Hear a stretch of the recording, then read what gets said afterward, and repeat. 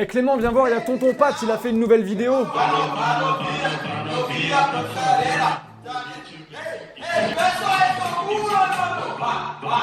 Regarde pas ça mon grand.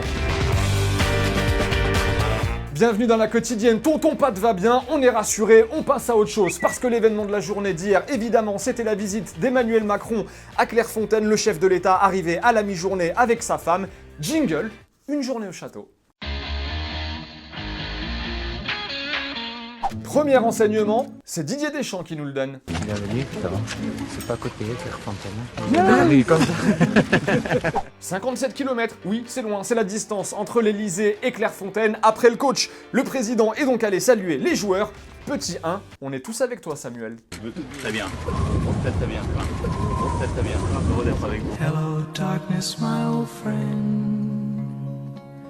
Petit 2, alors souvenez-vous, hier on vous a montré le président Macron qui parlait de la finale de la Ligue Europa avec Antoine Griezmann, mais ce que vous n'avez pas vu, ce sont les deux enfants, juste avant, Mendy et Sidibé, qui sont passés en mode « Vas-y, t'es même pas capable de le faire ».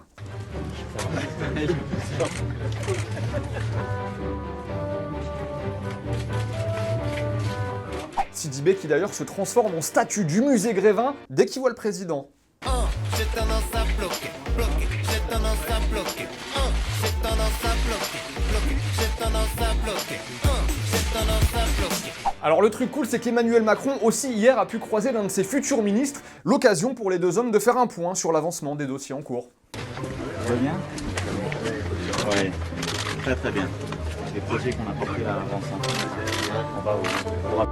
Ça va? Par contre, au moment de la photo de classe, on a comme l'impression que les Bleus avaient préparé un petit quelque chose pour le président, et au dernier moment, bah, coup de panique.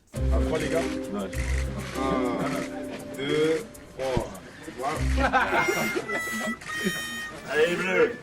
Et après ces joyeuses présentations, le président a fait un petit discours pour motiver les joueurs de l'équipe de France. Extrait. Moi j'ai confiance en vous, le pays a confiance en vous. Et vous faites partie de ce qui aide à redonner confiance au pays. Je vous le dis franchement. Un discours qui a fait son petit effet quand même. Et on a pu s'en rendre compte l'après-midi même, avec les joueurs en conf. Tout d'abord, c'est un honneur et une grosse fierté de représenter le président.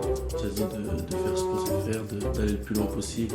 Comme le président l'a dit, on va essayer de rapporter cette deuxième étoile.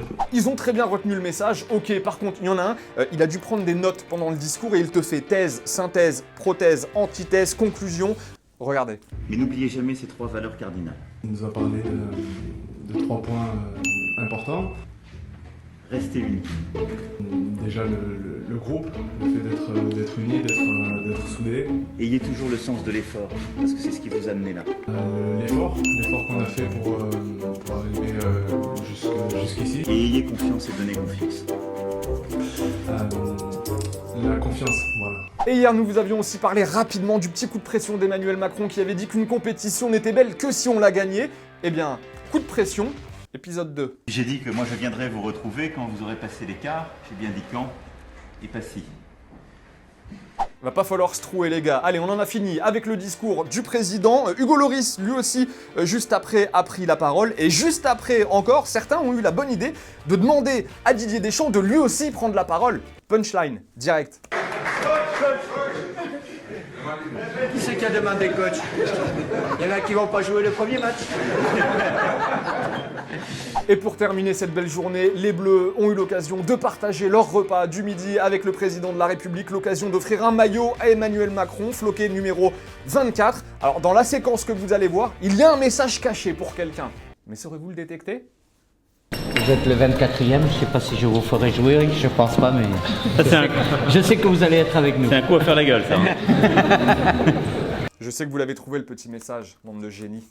La petite question du jour, Laurent Blanc est pressenti pour être le nouvel entraîneur de Chelsea.